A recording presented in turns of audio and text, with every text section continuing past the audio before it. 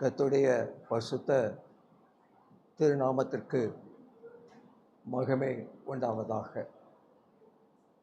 இந்த சாயந்தர வேளையில் ஒரு அமையலான சூழ்நிலைகளிலே கர்த்தருடைய பாடல்களை கேட்கும்படியான பாக்கியத்தை கர்த்தர் நமக்கு தந்தார். ஆவியாக அச்சாரமைந்தார். ஆவியோடு அவரை துதிக்க ஆச்சரியமான அன்பு, இயேசுவின் அன்பு, என் இயேசுவின் அன்பு என்று நாம் பாடின வண்ணமாக ஆவி என்கின்ற அச்சாரத்தை தேவன் நமக்கு தந்திருக்கிறார். செய்திக்கு ஆதாரமாக லூக்கா எழுதின சுவிசேஷ புத்தகத்தில் 2ஆம் அதிகாரம் 10-11வது வசனத்தை வாசித்துவிட்டு யோவான் எழுதின சுவிசேஷ புத்தகம் 3ஆம் அதிகாரம் 1-10 வரைக்கும் வாசிக்கலாம். அவர்களை நோக்கி, பயப்படாதிருங்கள், இதோ எல்லா ஜனத்துக்கும் மிகுந்த சந்தோஷத்தை உண்டாக்கும் நற்செய்தியை உங்களுக்கு அறிவிக்கிறேன். இன்று கர்த்தராகிய கிறிஸ்து என்னும் இரட்சகர் உங்களுக்கு தாவீதின் ஊரிலே பிறந்திருக்கிறார். யோவான் 3ஆம் அதிகாரம் 1-10 வரைக்கும். அதிகாரியான நிக்கதேமு எனப்பட்ட பரிசேயன் ஒருவன் இருந்தான். அவன் ராக்காலத்திலே இயேசுவினிடத்தில் வந்து, ரபி, நீர் தேவனிடத்திலிருந்து வந்த போதகர் என்று அறிந்திருக்கிறோம். ஏனெனில் ஒருவனும் தன்னுடனே தேவன் இராவிட்டால் நீர் செய்கிற இப்படிப்பட்ட அற்புதங்களை செய்ய மாட்டான் என்றான். இயேசு அவனுக்கு பிரதியுத்தரமாக, ஒருவன் மறுபடியும் பிறவாவிட்டால் தேவனுடைய ராஜ்யத்தை காண மாட்டான் என்று மெய்யாகவே மெய்யாகவே உனக்கு சொல்கிறேன் என்றார். அதற்கு நிக்கதேமு, ஒரு மனுஷன் முதிர் வயதாயிருக்கையில் எப்படி பிறப்பான்? அவன் தன் தாயின் கர்ப்பத்தில் 2ஆம் தரம் பிரவேசித்து பிறக்கக்கூடுமோ என்றார். இயேசு பிரதியுத்தரமாக, ஒருவன் ஜனத்தினாலும் ஆவியினாலும் பிறவாவிட்டால் தேவனுடைய ராஜ்யத்தில் பிரவேசிக்க மாட்டான் என்று மெய்யாகவே மெய்யாகவே உனக்கு சொல்கிறேன். மாம்சத்தால் பிறப்பது மாம்சமாயிருக்கும், ஆவியினால் பிறப்பது ஆவியாயிருக்கும். நீங்கள் மறுபடியும் பிறக்க வேண்டும் என்று நான் உனக்கு சொன்னதை குறித்து அதிசயப்பட வேண்டாம். காற்றானது தனக்கு இஷ்டமான இடத்திலே வீசுகிறது, அதன் சத்தத்தை கேட்கிறாய், ஆகிலும் அது இன்ன இடத்திலிருந்து வருகிறதென்றும் இன்ன இடத்துக்கு போகிறதென்றும் உனக்கு தெரியாது. ஆவியினால் பிறந்தவன் எவனோ அவனும் அப்படியே இருக்கிறான் என்றார். அதற்கு நிக்கதேமு, இவைகள் எப்படி ஆகும் என்றார். இயேசு அவனை நோக்கி, நீ இஸ்ரவேலின் போதனாய் இருந்தும் இவர்களை அறியாமல் இருக்கிறாயா? யோசித்து பார்க்கும்போது ஆண்டவர் இயேசு கிறிஸ்துவானவர் பிறப்பதற்கு மேய்ப்பர்களுக்கு அறிவிக்கப்பட்டது.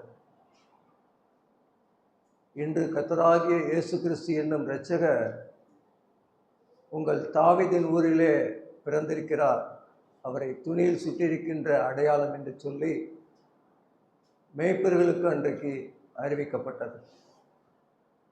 அது மாத்திரமல்ல, அந்த தூதனோடு சேர்ந்து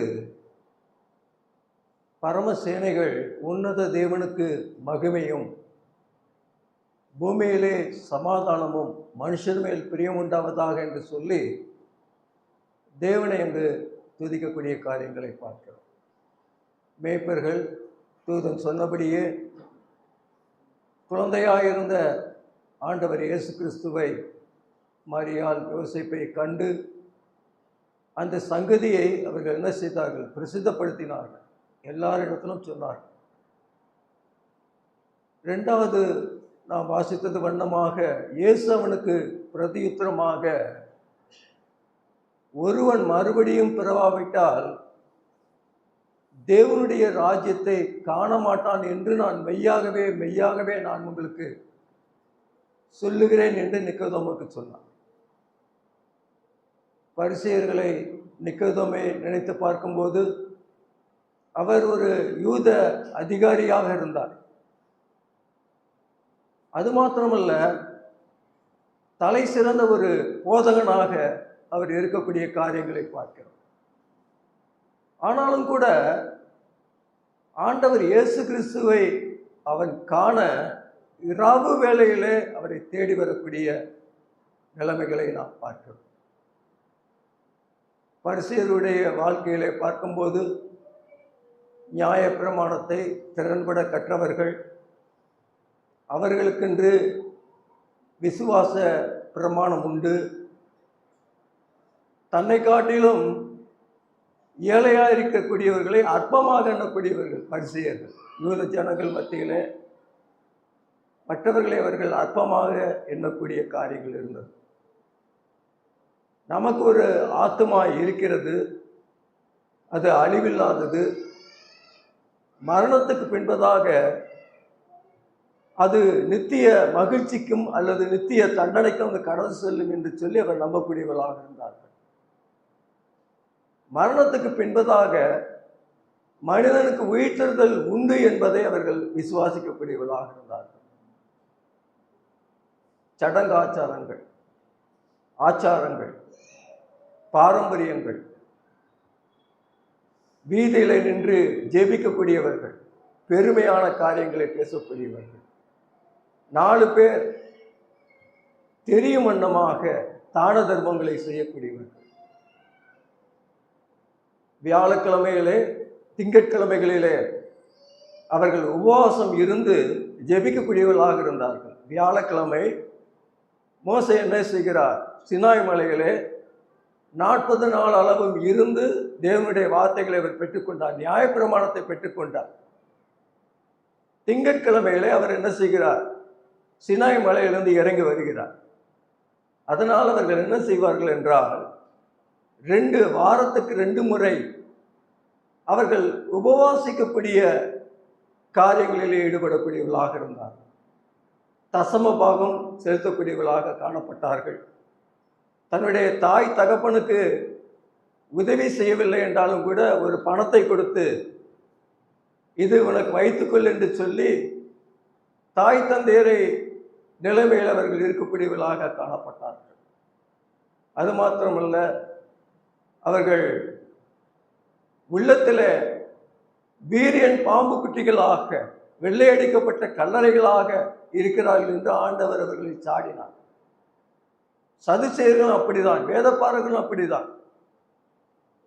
அவர்கள் மனுஷர் சுமக்கும் அறியாத சுமைகளை என்ன செய்வார்கள்? சுமக்க வைப்பார்கள். ஆனால் அதில் ஒரு விரலினால் தன்னுடைய அந்த சுமைகளை சுமக்க மாட்டார். அவருடைய நிலைமை அப்படி. ஆனாலும் கூட நிக்கோதேமுடைய வாழ்க்கையில அவன் ஒரு நல்லவனாக இருந்தபடியினாலே ஆண்டவரை தேடி வந்து அவன் சொல்லுகிறான், நீ தேவனிடத்தில் வந்த போதகர் என்பதை நான் அறிந்திருக்கிறேன். தேவன் உம்மோடு கூட இருக்கின்றபடியினால இப்படிப்பட்ட அடையாளங்களை நீர் என்ன செய்கிறீர்? அற்புதங்களை செய்கிறீர். அவன் பார்த்திருப்பான், ஆண்டவர் தண்ணீரை திராட்சரசமாய் மாட்டின காரியங்களை நோக்கி பார்த்திருப்பான். ஆண்டவர் குஷ்டரோகிகளை தொட்டு சுகமாக்கினதை அவன் பார்த்திருப்பான், கேள்விப்பட்டு இருப்பான். சப்பாடிகளை எழுந்து நடக்க செய்தவரை அவன் பார்த்திருப்பான், கேட்டிருப்பான். செவிடர்களை கேட்க செய்தவரை கேட்டு இருப்பான். 5 அப்பங்களை 2 மீனை கொண்டு 5000 பேரை போஷித்த காரியங்களை அவன் கேட்டிருப்பான். இவ்விதமான அற்புதங்களை அவன் கேள்விப்பட்டவனாக ஆண்டவரிடத்தில் வருகிறான். ஆண்டவர் இந்த உலகத்திலே வாழ்ந்தபோது இருதயத்திலே சுத்தமுள்ளவர்கள் பாக்கியவான்கள், அவர்கள் தேவனை தரிசிப்பார்கள் என்று சொன்னார். ஆவியிலே எளிமையுள்ளவர்கள் பாக்கியவான்கள், பரலோக ராஜ்யம் அவர்களுடையது. துயரப்படுகிறவர்கள் பாக்கியவான்கள், அவர்கள் ஆறுதல் அடைவார்கள். சாந்த குணமுள்ளவர்கள் பாக்கியவான்கள், அவர்கள் பூமியை சுதந்திரித்துக் கொள்வார்கள். ஒரு பெண்ணை இச்சையோடு நீ பார்த்தையானால் நீ விபச்சாரம் செய்கிறவனாய் இருப்பாய். உன் கண் கெட்டதாய் இருந்தால் அதை தரித்து எரிந்து போடு. தீமையோடு நீ எதிர்த்து நிற்க வேண்டாம். ஒருவன் வலது கணத்திலே உன்னை அறைந்தால் மறுகணத்தை திருப்பி காட்டு. உன்னிடத்தில் வஸ்திரத்தை கேட்கிறவனுக்கு வஸ்திரத்தை விட்டுவிடு. 1 மைல் தூரம் உன்னை நடக்க செய்தால் நீ 2 மைல் வரைக்கும் அவனோடு நடந்து செல். முகம் கொடாமல் கடன் கொடு. இதெல்லாம் ஆண்டவர் சொல்லியிருக்கிறார். சத்துருக்களை சிநேகிகள் என்று சொன்னார். உங்களை பயக்கிறவர்களுக்கு நன்மை செய்யுங்கள் என்று சொன்னார். உங்களை துன்பப்பட்டவர்களுக்காக நீங்கள் ஜெபம் பண்ணுங்கள் என்று சொன்னார். அப்பொழுதுதான் பரலோகத்தின் பிதாவானவர் தீயோர் மேலும் நல்லோர் மேலும் தமது சூரியனை உதிக்க பண்ணி நீதி உள்ளவர்கள் மூலம் அநீதி உள்ளவர்கள் மூலம் மழையை பெய்ய செய்கிறார். என் பிதா பூர்ண சற்குணராய் இருக்கின்றபடியினால நீங்களும் பூர்ண சற்குணராய் இருங்கள் என்று ஆண்டவர் சொல்லியிருக்கிறார். பிரியமானவர்களே, அப்பொழுது ஆண்டவர் ஒரே வார்த்தை சொல்றார், ஒருவன் மறுபடியும் பிறவாவிட்டால் தேவனுடைய ராஜ்யத்தை காண மாட்டான் என்று மெய்யாகவே மெய்யாகவே நான் உனக்கு சொல்லுகிறேன் என்று 3வது வசனத்தில் சொல்லுகிறார். 5வது வசனத்தில் ஜலத்தினாலும் ஆவியினாலும் என்ன செய்ய வேண்டும்? மறுபடியும் பிறக்க வேண்டும். மெய்யாகவே மெய்யாகவே நான் உனக்கு சொல்லுகிறேன். என்னுடைய தாயார் சிஎம்சியில் 1984 வருஷம் சிறுநீரகம் பாதிக்கப்பட்டு சிஎம்சி ஆஸ்பத்திரியில் சேர்க்கப்பட்டிருந்தார்கள். அவருடைய கரங்களில் வேத புத்தகம் இருக்கும், படிப்பறிவில்லாதவர்கள். ஆனாலும் கூட அவர்கள் ஒவ்வொரு நாளும் அவர் அருகே பெட் அருகே உட்கார்ந்து நீதிமொழிகளை குறித்து வாசிக்க சொல்லுவார்கள். எனக்கு சொல்லிக் கொடுத்த ஒரு வசனம், ஞானத்தை சம்பாதி, புத்தியை சம்பாதி. ஞானத்தை எண்ணத்தை சம்பாதித்தாலும் புத்தியை சம்பாதி. கர்த்தருக்கு பயப்படுதலே ஞானத்தின் ஆரம்பம். தீமையை விட்டு விலகுவதே புத்தி. இன்றைக்கு நான் மரித்து போனால் பரலோகத்தில் நான் அவரோடு இருப்பேன் என்று சொன்னார்கள். இன்றைக்கும் ஞானமாகிய கிறிஸ்து ஏற்றுக்கொண்ட நாள் முதல் கொண்டு 1993 வருஷம் ஜூன் 9ஆம் தேதி நான் ஆண்டவரை சொந்த இரட்சகராக ஏற்றுக்கொண்டேன். என்னுடைய வாழ்க்கையில் அவர் வந்தார். நிக்கோதேமை கேட்கிறார், ஒரு தாயின் வயிற்றில் முதிர் வயதாக இருக்கக்கூடிய மனிதன் மறுபடியும் அந்த தாயின் கர்ப்பத்திலே போய் பிறக்கக்கூடுமோ என்று கேட்கிறார். எப்படி பிறப்பது? இன்றைக்கு காற்று அடித்து கொண்டிருக்கிறது, ஃபேன் ஓடிக்கொண்டிருக்கிறது, காற்று அடித்து கொண்டிருக்கிறது. அவருடைய சத்தத்தை நாம் கேட்டுக்கொண்டிருக்கிறோம். ஆனால் அதை நாம் என்ன செய்யவில்லை, கண்ணால் பார்க்க முடியவில்லை. ஆவியிலே பிறந்த மனிதனும் அபிதமாக தான் இருக்கிறான். முதலாவது நாம் பிறக்க வேண்டுமானால், இன்றைக்கு மறுபடியும் பிறக்காத அனுபவம் உள்ளவர்கள் யாராவது இருப்பீர்களானால் அந்த ஆண்டவரை உங்கள் வாழ்க்கையில் ஏற்றுக்கொள்ளுங்கள். நீங்கள் ஒன்றும் செய்ய வேண்டாம். புண்ணிய ஸ்தலங்களுக்கு சென்று குளங்களிலே புண்ணிய நதியிலே நீராடி உங்கள் பாவங்களை தொலைக்க வேண்டாம். நீங்கள் செய்ய வேண்டிய காரியம் ஒன்று, அவர் ஒருவரை நீங்கள் விசுவாசிக்க வேண்டும். கர்த்தராகிய இயேசு கிறிஸ்துவை நீங்கள் விசுவாசிக்க வேண்டும். இந்த உலகத்தில் எத்தனையோ தெய்வங்கள் இருக்கலாம், ஆனால் வானத்தையும் பூமியையும் உண்டாக்கின கர்த்தராகிய இயேசு கிறிஸ்து 2026 ஆண்டுகளுக்கு முன்பதாக இந்த உலகத்தில் மனிதனை தேடி வந்தார்.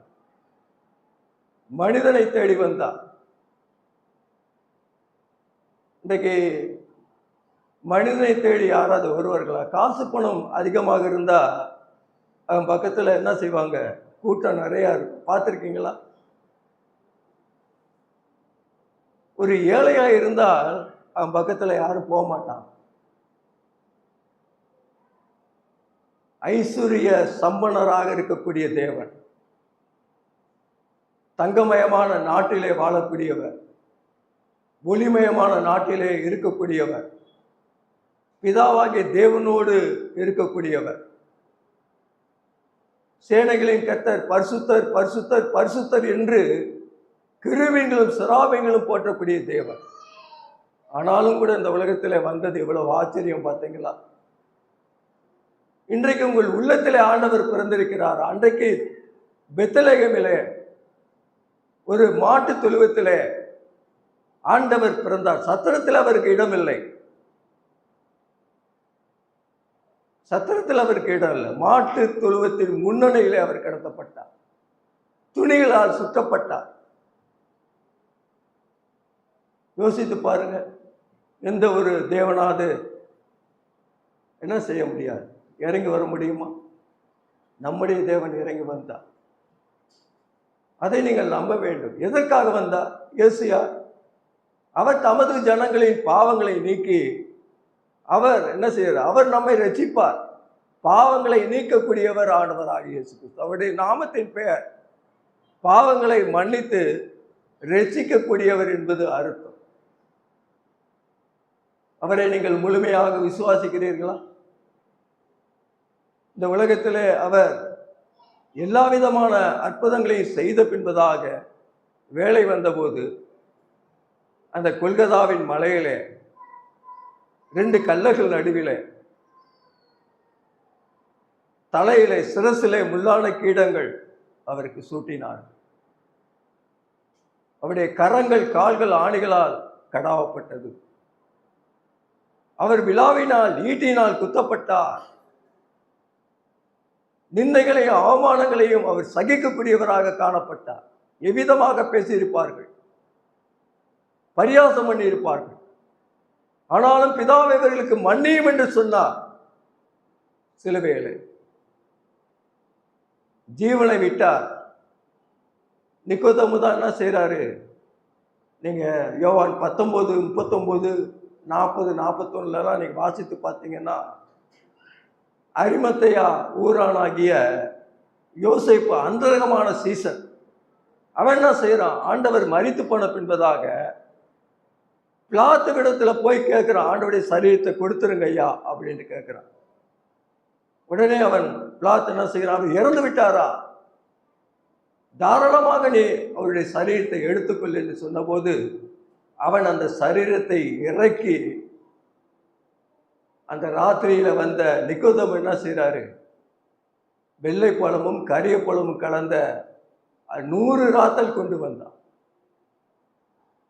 அதற்கு பக்கத்திலே ஒரு புதிதான கல்லறை தோட்டமும் இருந்தது. அதில் அவங்க என்ன செய்கிறார்கள்? யூத முறைமையின்படி கந்த வர்க்கங்களை வைத்து கட்டி அவரை அடக்கம் செய்கிறார்கள். நிக்கோதேமுக்கு எவ்வளோ அன்பு பார்த்தீங்களா?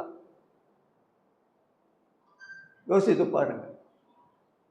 இன்றைக்கு மனிதன் ஆவிக்குரிய குருடு உள்ளவனாக இருக்கிறான்.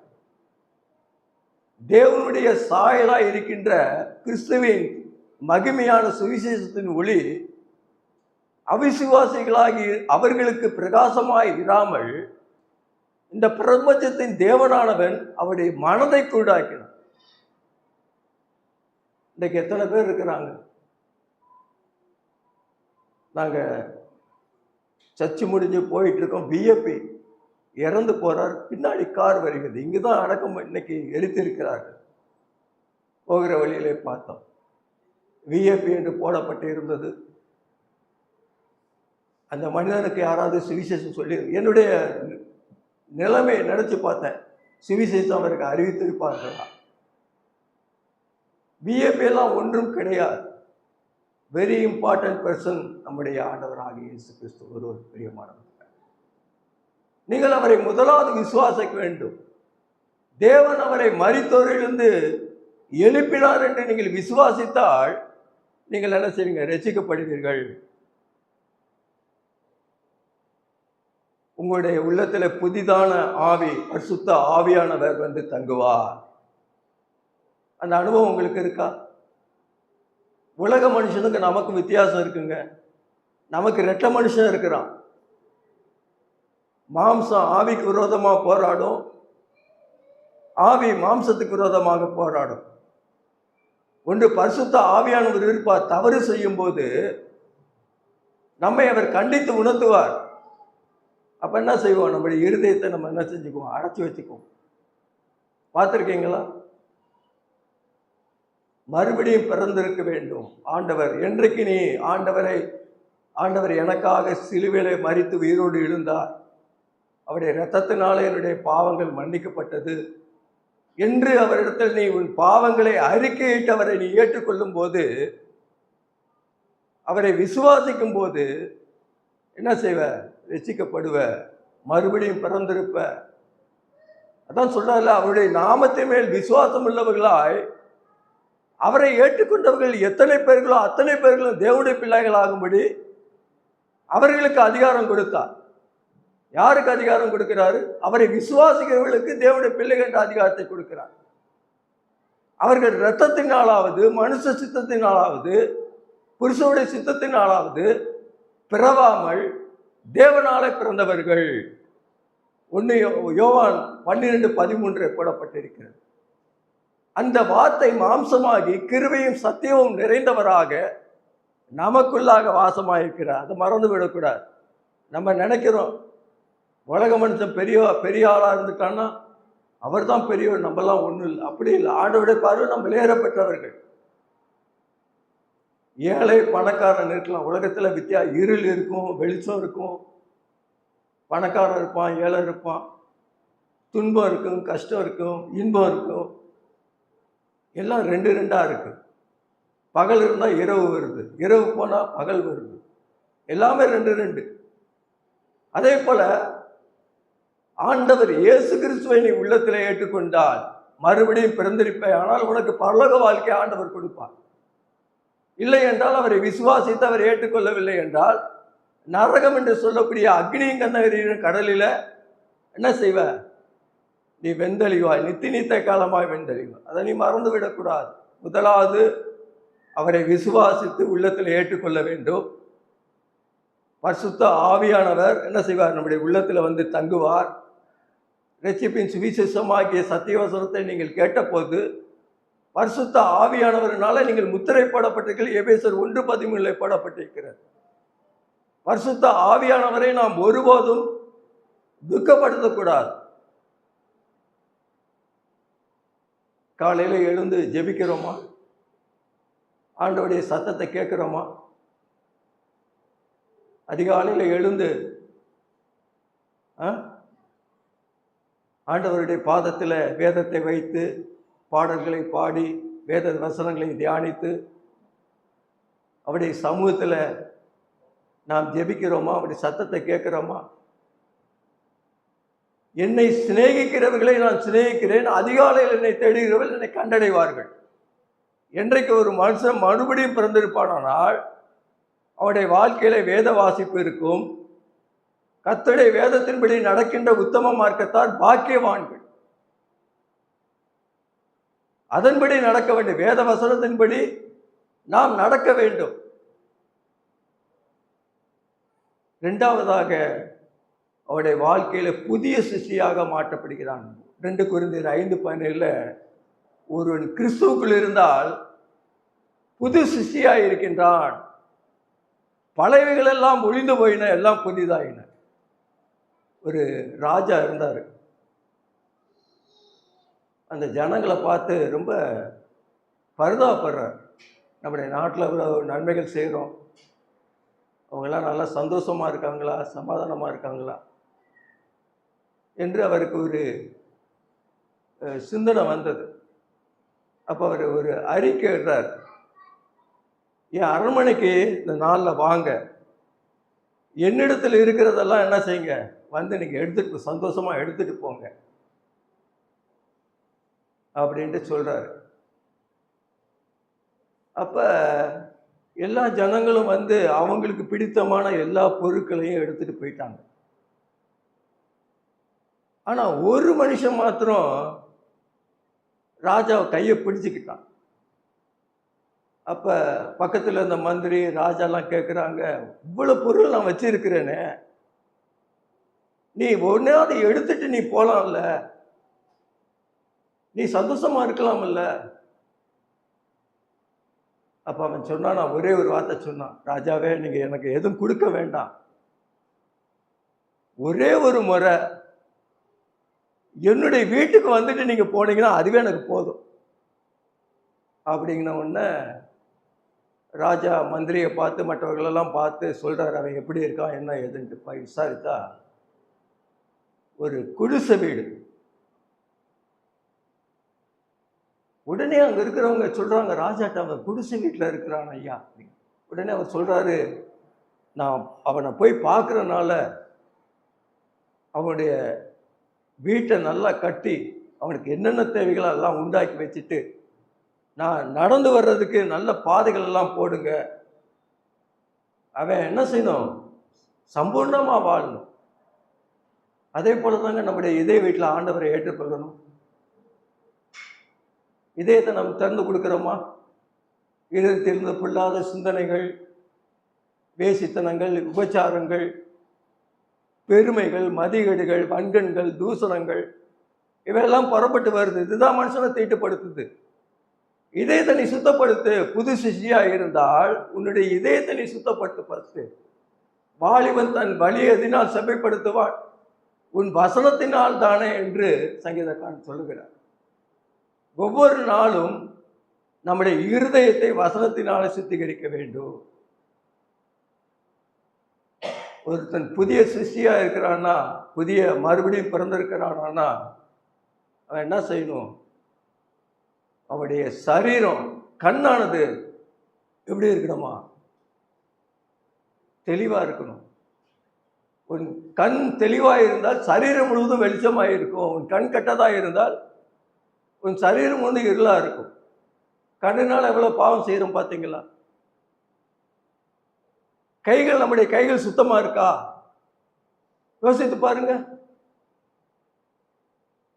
மறுபடியும் பிறந்திருப்போமானால் நம்முடைய கைகள் சுத்தமாக இருக்க வேண்டும். நம்முடைய பேச்சு எப்படி இருக்கிறது? அதான் சங்கீதக்காரன் சொல்லிக்கிறான் 51வது சங்கீதத்தில், சுத்த இருதயத்தில் எண்ணில சிசித்திரும் ஆண்டவரே, நிலைவரமான ஆவி எனக்கு உயிர்ப்பையும் ஆண்டவரே, நிலைவரமான ஆவியை உயிர்ப்பையும் ஆண்டவரே, பரிசுத்த ஆவி என்னிடத்திலிருந்து எடுத்துக்கொள்ளாதிரு ஆண்டவரே, என்னை ஆராய்ந்து அறிந்திருக்கிறீர், என் இருதயத்தை சோதித்து அறிந்திருக்கிறீர், வேதனை உண்டாக்கும் வழி என்னிடத்தில் உண்டோ என்று பார்த்து நித்திய வழியில் என்னை நடத்து என்று சங்கீதக்காரன் சொல். நம்முடைய இருதயம் சுத்தமாக இருக்க வேண்டும். எவ்வளவு தவறு செய்கிறோம்? காலையிலிருந்து இரவு படுக்கை வரைக்கும் எவ்வளவு தவறு செய்கிறோம்? தவறுகளை நாம் எண்ணி பார்க்கும்போது ஆண்டவர் சொல்லுவார், நீ இவ்வளவு குறைவுள்ளவனாக இருக்கிறாய். ஒரு சிற்பி என்ன செஞ்சுக்கிட்டு இருக்காரு? ஒரு சிலையை உண்டாக்கிட்டு இருக்கிறார்.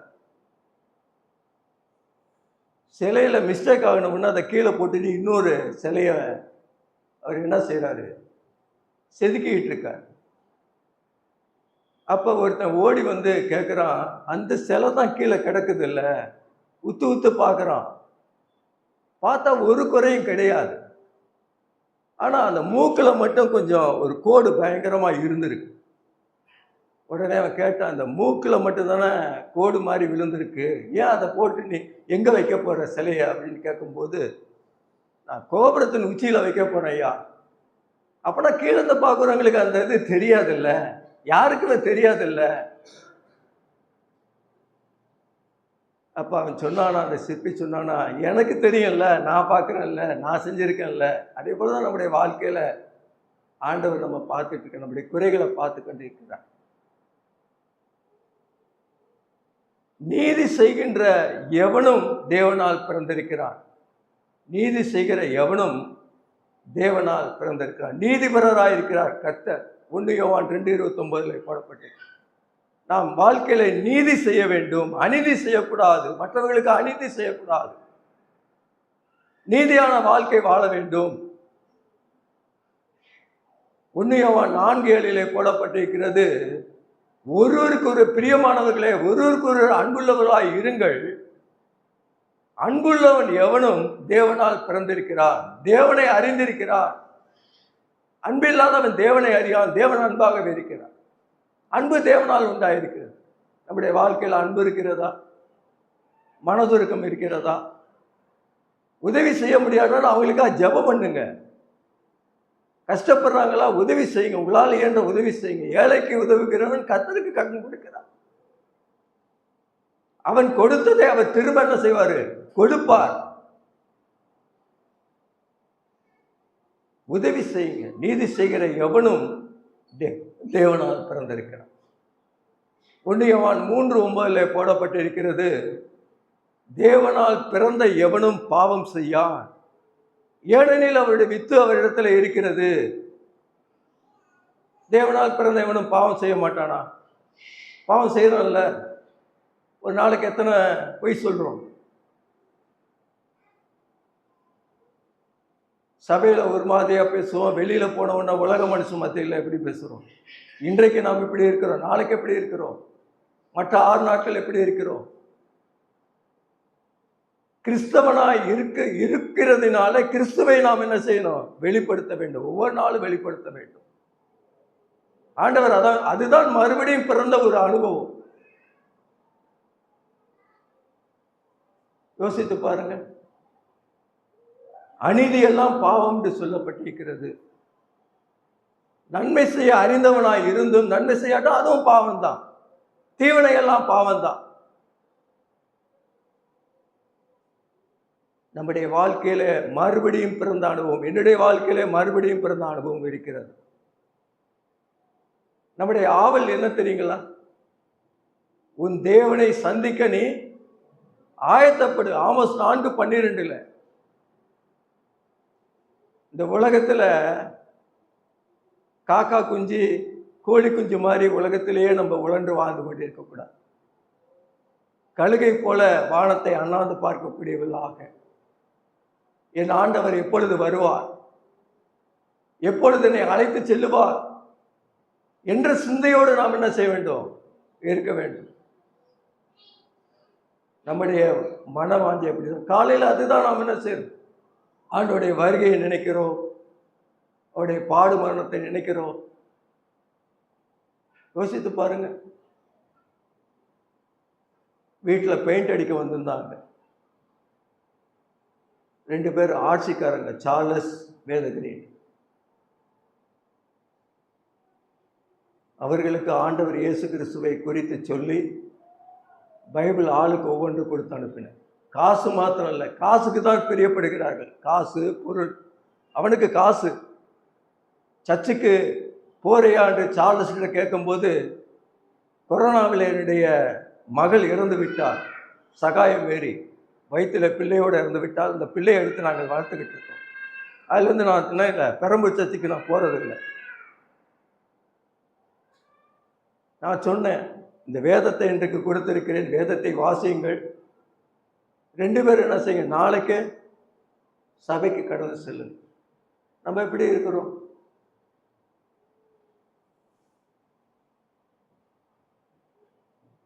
நம்முடைய வாழ்க்கையை நாம் ஒரு கணம் சிந்தித்து பார்ப்போம் பிரியமானவர்களே. அதுக்கு தான் இன்னொரு உதாரணம் சொல்றார் ஆண்டவர். சர்ப்பமானது மோசையினால் மோசை என்ன செய்யுது? சர்ப்பமானது மோசை என்ன செய்யறான்? தூக்கி வைக்கிறான். அந்த என்னாகும் புத்தகம் 21:9 வாசித்து பார்க்கும்போது, வனாந்தரத்தில் அந்த இஸ்ரேல் ஜனங்கள்லாம் என்ன செய்கிறாங்கன்னா முறுமுறுக்கிறாங்க. ஆண்டவருக்கு விரோதமாக முறுமுறுக்கிறாங்க, மோசைக்கு விரோதமாக முறுமுறுக்கிறாங்க. கொள்ளிவாய் சர்ப்பங்களை என்ன செய்கிறாரு? ஆண்டவர் அனுப்பி அங்கே இருக்கிற மக்களை என்ன செய்தார்? இஸ்ரேல் ஜனங்களை கொத்தி அங்கு கொன்று போடுகிறது. அப்போதான் சொல்றார் ஆண்டவர், மோசைட்ட சொல்றாங்க, ஏதாவது நீ ஒரு பரிகாரம் பண்ண, ஆண்டவர்கிட்ட கேளு. மோசையை கேட்கும்போது வெண்கல சர்ப்பத்தை பண்ணி அவன் கம்பத்தில் உயர்த்தி வைக்கப்பட்ட போது அதை நோக்கி பார்ப்பவர்கள் பிழைப்பார்கள். இப்பொழுது கூட பாடினோம் அல்லவா, அருமையாக பாடினார்கள். இயேசு கிறிஸ்துவின் ஐங்காயத்தை நோக்கி பார்த்தால் நித்திய ஜீவனை பெற்றுக்கொள்வார். உனக்காய் உயர்த்தப்பட்ட கர்த்தராகிய இயேசு கிறிஸ்துவை, சிலுவையில் உயர்த்தப்பட்ட கர்த்தராகிய இயேசு கிறிஸ்துவை நீ நோக்கிப்பா. ஆண்டவருடைய பிள்ளைகளாக இருக்கக்கூடிய நாம் என்ன செய்யணும்? அவரை தான் நாம் நோக்கி பார்க்க வேண்டும். அவர்கள் அவரை நோக்கி பார்த்து பிரகாசம் அடைந்தார்கள்.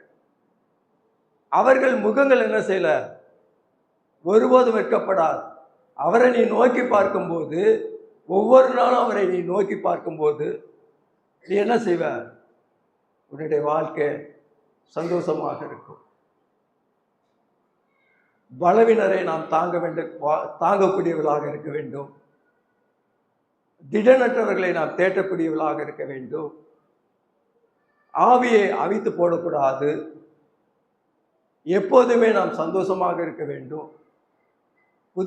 ஒரு புதிய மனிதனாய் பிறந்திருப்பீரானால், புதிய சிருஷ்டியாய் மறுபடியும் பிறந்திருப்பாயானால், பலவினரை தாங்க, திடனற்றவர்களை தேற்ற, எப்பொழுதும் சந்தோஷமாக இருக்கக்கூடிய வாழ்க்கை வாழ வேண்டும். எல்லாவற்றுக்காகவும் நான் என்ன செய்யணும்? ஸ்தோத்திரம் செய்யணும்.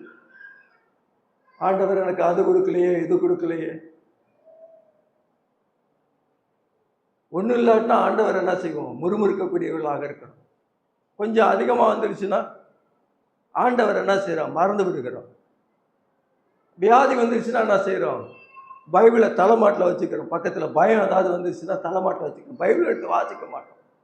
பார்த்துருக்கீங்களா? தலைமாட்டில் வச்சுருப்போம் பைபிளை. ஆனால் இன்றைக்கு ஒருவன் மறுபடியும் பிறவாவிட்டால் தேவனுடைய ராஜ்யத்தை காண மாட்டான். மெய்யாகவே மெய்யாவினான். என்னுடைய வாழ்க்கையில மறுபடியும் பிறந்த அனுபவம் இருக்கிறது. இங்கு அமர்ந்திருக்கக்கூடிய எல்லோரும் ஒரு சிலர் மாத்திரம் மறுபிறப்பு, மறுபடியும் பிறந்த அனுபவம் இல்லாதவர்களாக இருக்கிறீர்கள்.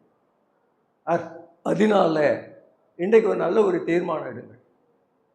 ஆண்டவரே, என்னுடைய வாழ்க்கையின் பாவங்களை மன்னிங்க ஆண்டவரே, என் உள்ளத்தில் வாங்க ஆண்டவரே, நான் உம்முடைய பிள்ளையா இருக்கிறேன். தேவனுடைய தேவனால் பிறந்த எவனும் பாவம் செய்யான். ஒரு ஆடும் பண்ணி என்ன செய்து ஒரு பாலத்தில் போயிட்டு இருக்கு. எதுக்க போயிட்டு இருக்கு. உடனே ரெண்டும் என்ன செய்யுது? இது அதை வழி விட மாட்டேது, இது அதை வழி விட மாட்டேது. ரெண்டும் முட்டி மோதிக்குது. பண்ணி சேத்துல விழுந்துருச்சு. ஆடும் அந்த தண்ணிக்குள்ள, சாக்கடை தண்ணிக்குள்ள விழுந்துருச்சு.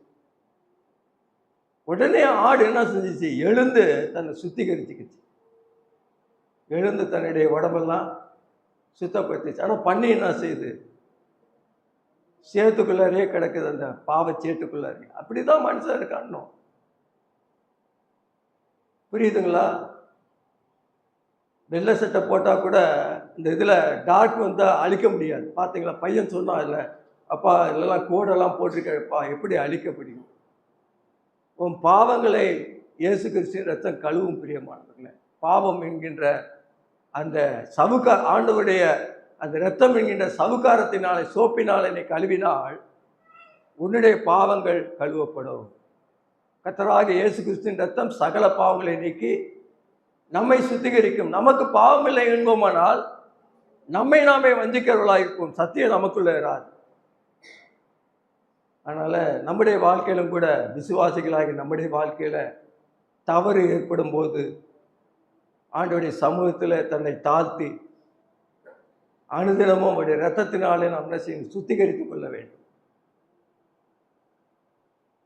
அந்த யூதர்களுடைய அந்த பரிசேயர்கள்லாம் என்ன செய்வாங்கன்னா, குளிக்கிறது, அந்த சொம்பு பாத்திரங்கள் எல்லாம் கழுவுறது, இந்த வேலை தான் அவர்களுக்கு. கை கழுவாம சாப்பிட மாட்டாங்க. கையை எப்போ பார்த்தாலும் கழுவிட்டு இருப்பாங்க. கொரோனா வந்த டயத்தில் நம்ம என்ன செஞ்சோம்? ஹேண்ட் வாஷ் வாங்கி கையை கழுவிட்டு இருந்தோம்ல, அது மாதிரி அதெல்லாம் வேண்டாங்கிறாரு. உள்ளத்திலிருந்தா அதெல்லாம் உனக்கு தீட்டுப்படுத்தாது. வாய்க்குள்ளே போகிறது தீட்டுப்படுத்தாது. உன் உள்ளத்திலிருந்து வர்றதான் தீட்டுப்படுத்தணும்.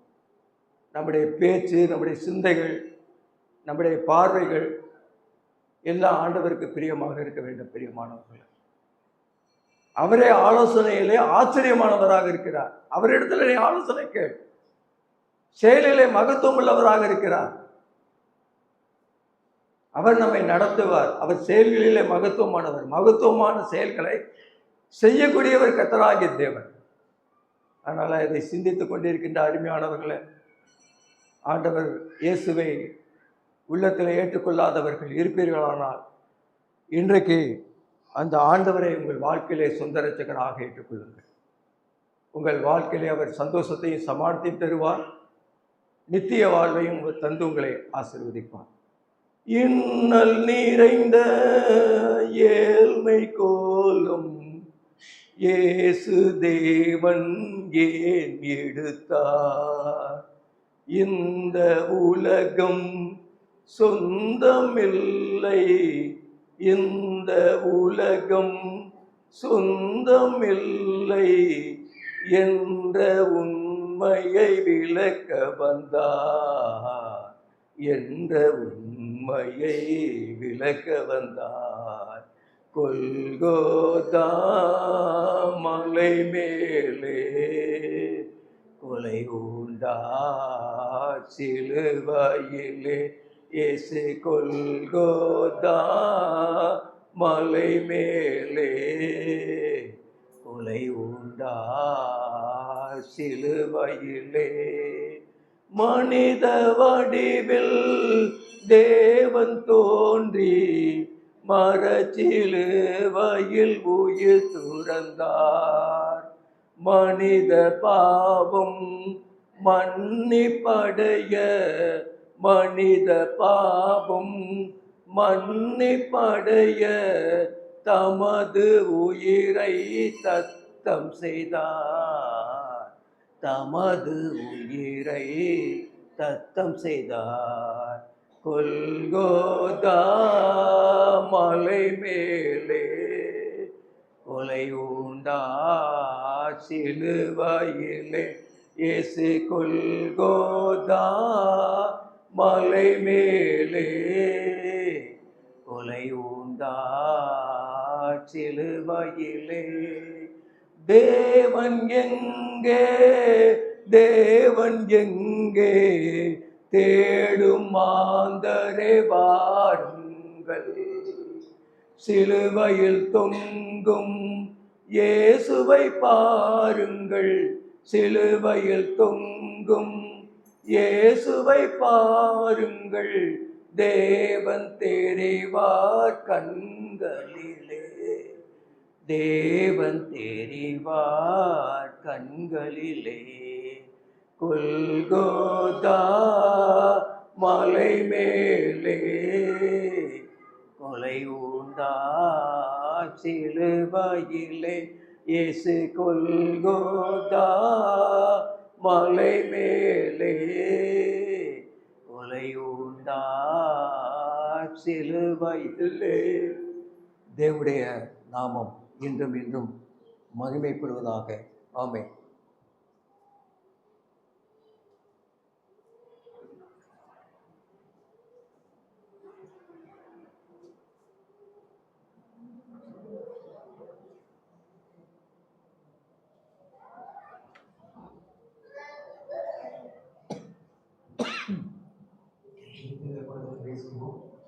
உங்களை அழகான சீக்கிரம் நான் தகவனே சீக்கிரமாக ஸ்தோத்திரிக்கிற கர்த்தரை, கர்த்தரின் நாளாக உங்களுக்கு ஸ்தோத்திரிக்கிற மற்றும் இந்த கர்த்தருடைய தாசர் மூலமாக கர்த்தரை பேசுகிற வார்த்தைக்கான சீக்கிரமாக ஸ்தோத்திரிக்கிற கர்த்தரை